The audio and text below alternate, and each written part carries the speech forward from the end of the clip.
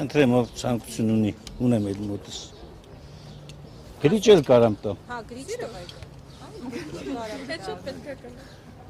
Չկա ցանկություն այդտեղ։ Ընտրեմ։ Շնորհակալություն։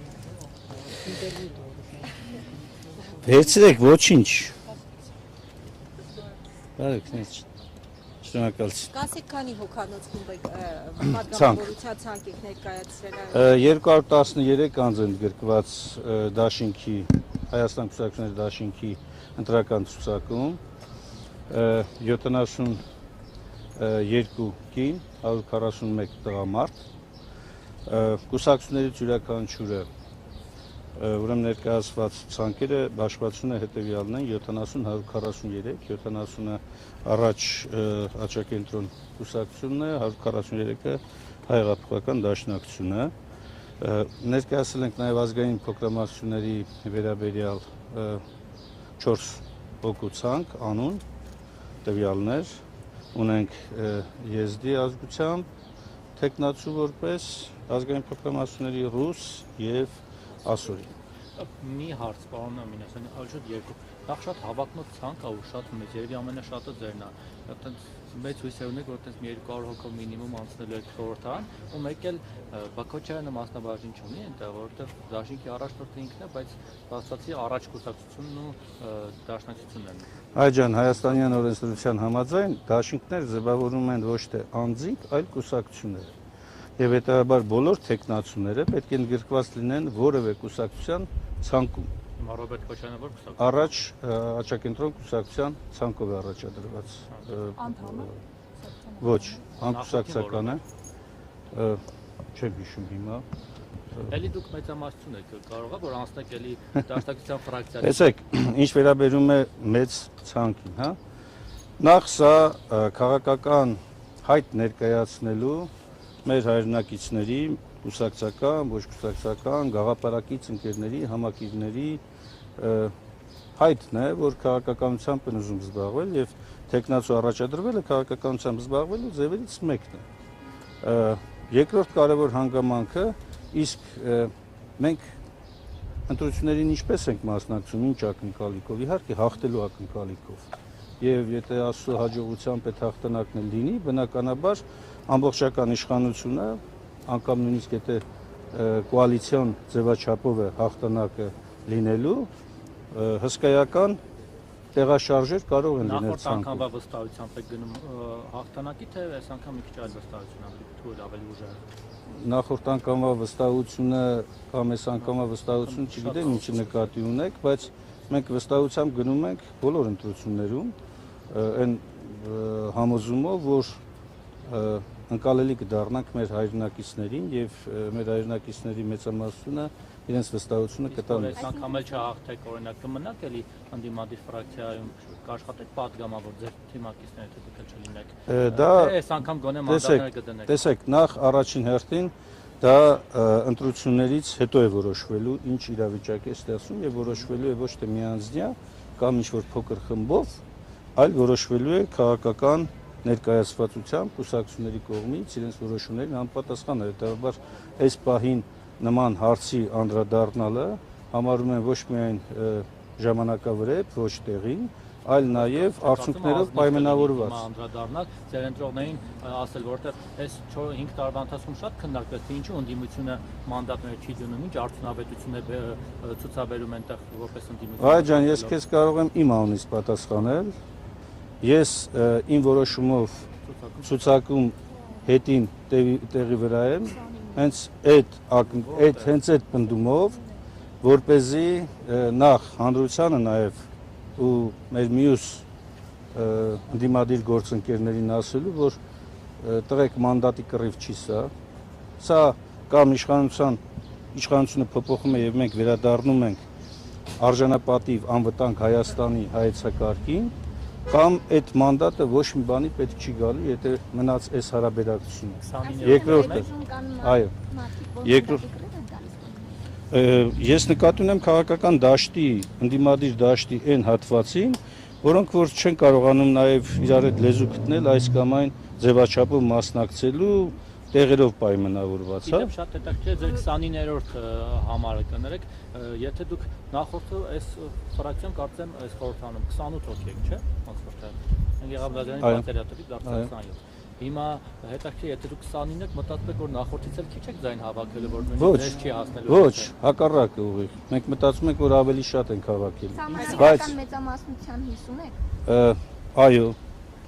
Այո, ես տեսեք, մենք մտադիր ենք, որպեսզի անպագորգոր չհնչի, հա, ընդդիմադիր դաշտի համախմբումով ունենալ այդ մեծամասնությունը եւ հասարակությունը այդ վստահությունը ներշնչում է մեզ։ Մեր շփումները, մեր այս ընթացքում գործունեությունը, մարդկանց հետ աշխատանքը, նրանց մտահոգությունները տալիս է այդ վստահությունը, որ այս ընտրություններով փոփոխվելու է իշխանություն։ Եվ ընդդիմադիր դաշտը, եւ մենք այդ մասով շատ անկեղծ ենք եղել եւ ենք, ու ասում ենք, որ ընդդիմադիր դաշտը պետք է այս խնդիրը իր առաջ ունենալով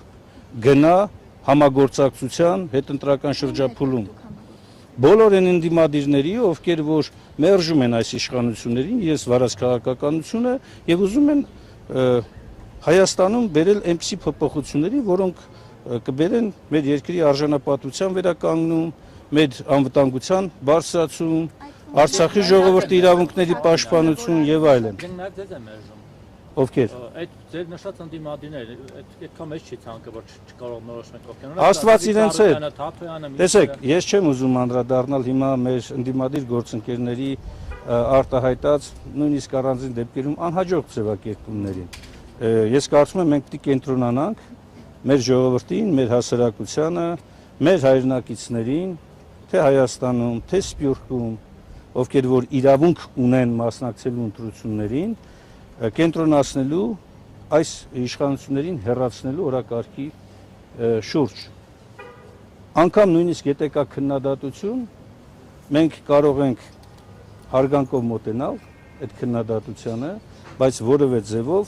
չփակել համագործակցության ճանապարհը այս իշխանություններից ձերբազատվելու համար։ Նույնիսկ Ծառուկյանը, եթե նախ մենք գնում ենք շատ մեծ ձայն հավաքելու, ստանալու համոզումով, ակնկալիքով։ Այո, եթե չի հաջողվում ստանալ դա, ապա նաև ընդդիմադիր դաշտի հետ այնպիսի լայն համագործակցություն, որը թույլ կտա այս իշխանություններին զրկելու վերարտադրվելու հնարավորություն։ Պարիտետը պահենք էլի հարգելի գործընկերներ, մենք այդ հարցեր ունենք։ Պարոն Մինասյան, մի քանի հարց ունեմ ձեզ։ Տեսակետ կա, որ ընդդիմադիր հայտնի եռյակի Հայաստան դաշինքի, Ծառուկյան դաշինքի ենթադրյալ, ինչպես նաև ԲՀԿ-ի Բարգավաճ Հայաստան կուսակցության եւ Ուժեղ Հայաստան դաշինքի միասնական վարչապետի թեկնածուն Ռոբերտ Քոչարյանն է։ Դուք ունեք ներքին պայմանավորվածություն, որ եթե դուք 3 քաղաքական ուժերով անցնեք խորհրդարան, վարչապետի թեկնածու առաջադրվելու է Ռոբերտ Քոչարյանն է եւ նրանք քվեարկում են Ռոբերտ Քոչարյանին։ Ոչ, նման ոչ պայմանավորվածություն, ոչ քննարկում, ոչ զրույց չի եղել։ Ավելին ասեմ, նախագահ Քոչարյանը իր ասուլիսներից մեկի ժամանակ, եթե չեմ սխալվում, այդ մասին խոսել է եւ տրամաբանական բացատրություն է տրվել։ Ընդդիմադիր դաշտի առաջատար ուժը ներկայացնում է իր վարչապետի թեկնածուին եւ աջակցելու են ընդդիմադիրները, առնվազն մենք մեր մասով աջակցելու ենք այդ թեկնածուին։ Ով կլինի առաջատարը ընդդիմադիրներից, նա էլ առաջին հերթին այդ իրավունքը կվաստակի։ Երկրորդը որևէ ակնկալիք, որևէ sense անձնական խիստ ձգտում, որ ամեն գնով չէ պետք է Հայաստան դաշինքից լինի վարչապետը, այդպիսի ցանկություն, ձգտում, մոտեցում, պնդում արված չի երբեք։ Եվ վերջապես երրորդ հայտնի անձնավորությունը, երբ որ փորձում է թիրախավորել անցնելով անձնական նաև արժանապատվության սահմանները վիրավորելով, հա, բերելով 3 բևեռներին անունը դնելով ինչ երրագլուխ կուսակցություն եւ այլն, ինքը ունենալով մի գլուխ այնքան արավիրք է բերել մեր երկրին, որ ինչ երրագլուխ, ինչ 10 գլուխ, ինչ 100 գլուխ, որևէ մեկը չի կարող մրցել իր այս արավիրքների հետ, բայց ես ուզում եմ հարգանքով մոտենալ նաև ընդդիմադիր մյուս հատվածի մարդկանց, մյուս կուսակցությունների ներկայացուցիչներին։ Ի վերջո տեսեք, կան նաև այլ ընդդիմադիր հատվածներ, որոնք նույնպես այո, առաջատարները գուցե մենք մեր ձեր կողմից թվարկված 3 քաղաքական ուժերն են, բայց էլ ընդդիմադիր կուսակցություններ կան եւ ես հաջողություն եմ մաղթում բոլորին, բոլոր ընդդիմադիրներին։ Ի վերջո մենք նորից եմ կրկնում, մեր նպատակը ընդդիմադիր դաշտում այնպիսի իրավիճակ ստեղծելն է, որպեսզի այս իշխանության վերարտադրությունը իսպառ բացառվի։ Ռոբերտ Քոչարյանի հայտարարությունների եւ հարցազրույցներին պարոն Մինասյան, Ռոբերտ Քոչարյանը օրինակ շատ բաց տեքստով ոդկասթներից մեկի ժամանակ ասաց, որ ճգնաժամային իրավիճակներում կառավարելու փորձառություն ունի եւ ակնարկեց, որ այո, հավաքորդների գնահատական ունեք կպահեմ ինձ, ես լրագրող եմ, այս դեպքում կարծիք եթե դուք վկայակոչում եք շարունակելով հարցը, պարոն Մինասյան, ակնարկեց, որ միակ կարող վարչապետի թեկնածուն ինքն է, ակնկալելով, որ հենց իրեն պիտի ընտրեն եւ մի կարգախոսել չէ, շրջանառվում է ձեր կողմից, հունիսի 7-ին ընտրողը պետք է ընտրություն կատարի փորձի, փորձարարության եւ փորձանքի միջև։ Հիմա Ռոբերտ Քոչարյանն այս երեքից որ մեկն է, փորձն է, փորձանքն է, փորձարարությունն է։ Դուք ասեք որն է, որ ես կարողանամ։ Ես էլի ձեռնպատ։ Դուք ձեռնպատ չեք հիմա դուք ձեռնպատ չեք, որովհետեւ եթե դուք ձեռնպատ չլինեիք, եթե դուք կողմ չլինեիք, դուք կարող եմ միշտ ներկել։ Ակնհայտ է շատ կարևոր մի բան, հա, որ Ռոբերտ Քոչարյանը թե իր փորձառությամբ, թե իր արդեն անցած ճանապարհով եւ թե իր գործունեությամբ դրան գումարած հայ հեղափոխական դաշնակցության պատմական ամբողջ ընթացքը եւ համագործակցության ընթացքում ձեռք բերված բազմաթիվ դրական կողմերը թույլ են տալիս ասելու, որ այո, փորձառությունը, փորձը, վճռականությունը մեր դաշինքը ունի։ Իդեմս նաեւ դաշինքի առաջնորդի վարչապետ։ Եթե քվեարկեք, օրինակ Արմեն Թադևյանի օգտին, օրինակ։ Տեսեք, ես քիչ առաջ ասեցի, չէ՞, ինչն է սկզբունքը։ Առաջատար ընդդիմադիր ուժը ստանալու է մեր աջակցությունը։ Ստանալու է, որևէ խնդիր չկա եւ նախագահ Քոչարյանը դա էլ է ասել։ Ասել եթե մենք եղանք առաջատարը, ակնհայտ է, որ իմ թեկնածությունն է լինելու։ Եթե այլ ուժ եղավ ընդդիմադիր դաշտում, իհարկե մենք պետք է աջակցենք։ Ինչ կլինի իրավիճակը այդ ժամանակ, կախված է նաև մեր մյուս գործընկերների վարկագծից։ Այնուամենայնիվ մեր նպատակը ընդդիմադիր դաշտում այս փոքր-մոքր կծմծոցները եւ իշխանության կողմից հրահրվող վարկագիծը, ներառյալ լրատվամիջոցների կողմից, իշխանական, այս կծմծոցները ընդամենը մի բանի մասին են խոսում, որ ընդդիմադիր դաշտը, իդեմս առաջատարների եւ մյուս ընդդիմադիր ուժերի շատ ուժեղ են։ Դրա համար էլ իշխանությունը մտահոգված է։ Միասին կարող ենք մեր ժողովրդի հետ միասին։ Միասինը առաջին հերթին վերաբերում է մեր ժողովրդին։ Մեր ժողովուրդը իր միասնականությամբ կարող է անել։ Գրողի ծոցն ուղարկել բոլոր ծանր դժվար ժամանակները, երկրում հաստատել արժանապատվության, արդարության, անվտանգության լիարժեք իրավիճակ։ Փաշինյանը թիվենք այսօր նաև նախկին բառի գործածությունը, որովհետև 18 թվականից հետո բառը նոր իմաստացավ որոշ հասարակության որոշ շրջանում եւ հիմնականում բացասական։ Այս ընտրություններով այդ բառի իմաստը հետ փոխելու հույսեր ունեք։ Բայց Նիկոլ Փաշինյանից ավելի նախկին կա։ Հələ մի հատ տեսեք իրենց ֆրակցիայում, ասենք Խաչատուր Սուկիասյանը դարձավ նոր, Անդրանիկ Քոչարյանը դարձավ նոր, ասենք ում ասենք։ Չէ, Հովիկ Գրիգորյանը նախկին, հա։ Ոք տեխնացուի դրա համար։ Պարոն Գրիգորյան, դրա համար ես հատուկ բան արեցի, ներողություն։ Կապ ձեր կրծքանշանը հեսա կտա։ Ուզում եմ ասել, այս ամենը Նիկոլ Փաշինյանի եւ կոմպանիայի, հա, գնահատականները, ածականներ կպցնելը, եւ շարունակաբար այդ վարկագիծը անընդհատ տանելը մի նպատակ ունի։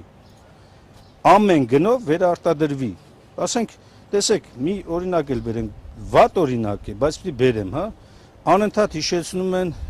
լուսահոգի մեր ընկերոջ Պողոս Պողոսյանի մահվան դեպքը։ Երբ որ դու հիշեցնում ես, ասում ես, բայց դա դժբախտություն է եւ չպետք է այդ դժբախտության վրա մարդիկ դիվիդենդներ շահեն, չէ՞։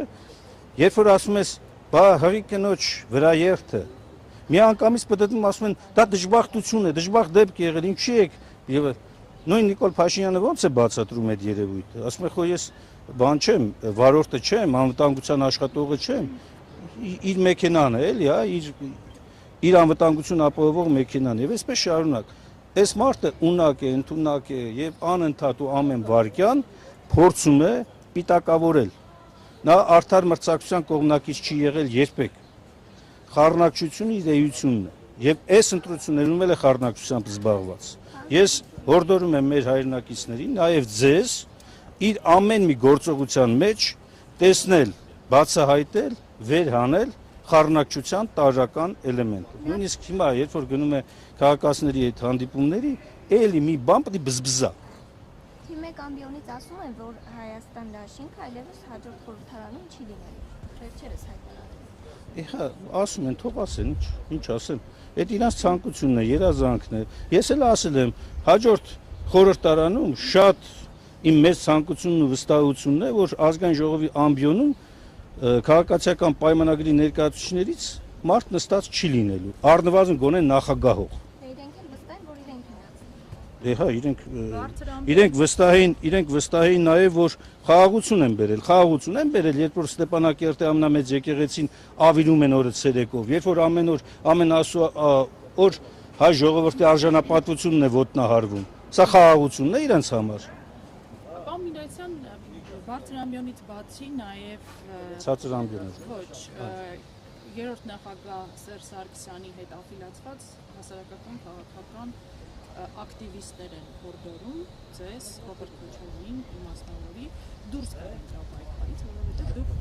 հուշիացնում եք դիմադիր դաշտի ձայները։ Ես չեմ ուզենա անդրադառնալ, նոր քիչ առաջ ես ասեցի, նաև շատ հարցեր կան, որոնք որ այս փուլում համարում են ոչ միայն ոչ ճիշտ անդրադառնալ այդ հարցերին, այլ նաև անգամ սխալ պնդումներին չպետք է պատասխանենք ագրեսիվ կամ այլ դրսևորումով, որպեսզի չվնասենք մեր այս կարևոր ընթացքը։ Եվ ես չեմ ուզում անդրադառնալ այդ պնդումներին, այդ հայտարարություններին, այդ մոտեցումներին։ 5 տարի Հայաստան դաշինքը գործել է։ Դաշնակցությունը մեր գործընկերների հետ միասին, երկրորդ նախագահի քաղաքական թիմի հետ միասին մենք գործել ենք։ Առաջին անգամ Հայաստանի Հանրապետության, երրորդ հանրապետության պատմության մեջ դաշինքը շարունակում է գործել։ Դուք կարող եք հիշել որևէ երկրորդ դեպք, չկա փլուզված դաշինք, չկա։ Դաշինքը բայց չփլուզվեց, չէ։ Բայց դաշինքը ձևավորվել է երկու Բայց քաղաքական դաշինքը Քոչարյանի շուրջ։ Այո, բայց դաշինքը դաշնակցական, այո։ Տեսեք, մի վարքյան, այտենց արագ ասելով չի։ Եթե դաշինք, Հայաստան դաշինքը շարունակում է գործել, այդ նշանակում է ինչ որ արժեքներ կան, չէ, որ ոչ միայն դե ֆակտո էլ է գործում, խորհրդարանում ով է խոսում։ Տեսեք, խորհրդարանում ես խոսում եմ Հայաստան դաշինքի մասին։ Այսինքն անձինք կարող են փոփոխության ենթարկվել, խորհրդարանում էլ падգամավորների մի մասը մանդատները դրել է, դուրս է եկել, փոխարինվել է, բայց Հայաստան դաշինքը մնացել է եւ մնում է քաղաքական օրակարգի կարևոր քաղաքական ուժերից մեկը։ Տեսեք, ես բան չեմ, տենց ինքնասիրահարված որ ասեմ ամենահիմնական, ամենագլխավորը, թեև կարող էի դա ասել, որովհետև ամենամեծ ընդդիմադիր քաղաքական միավորն է խորհրդարանական ուժը, ավելին դաշնակցությունն էլ իր պատգամավորական ցանկով ըստ էության ամենամեծ ընդդիմադիր կուսակցությունն է, բայց ես այդ էլ անգամ չեմ առաջին պլան բերում, որովհետև մեր գլխավոր խնդիրը ոչ թե ամեն գնով առաջինը լինելն է, այլ ամեն գնով ձերբազատվելն է այս իշխանություններից։ Հիմա ես հուսամ մեր ժողովրդի վստահությունը, որ իշխանությունը պետք է փոփոխվի, չարժանանա իշխանության հերթական ապօրինի վարքագծի, որովհետև ես զգում եմ, տեսնում եմ, նշույլներ եմ արդեն, ոչ միայն նշույլներ, ակնհայտ օրինակներ կա, երբ որ անցնում են արդեն ոչ միայն սահմանադրական կարգավորումների սահմանները, բարոյականության նորմերն են անցնում։ Սա ժողովրդավարական ընտրությունների